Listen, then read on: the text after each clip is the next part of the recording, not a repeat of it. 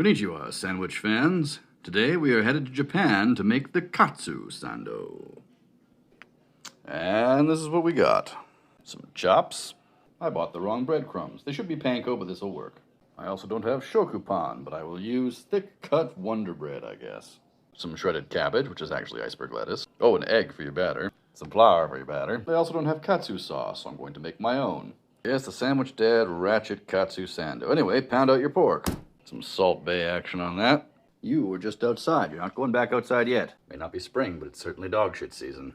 Anyway, pepper that as well. Sprinkle some flour. Dip it in the egg. Then in the sadly not panko breadcrumbs.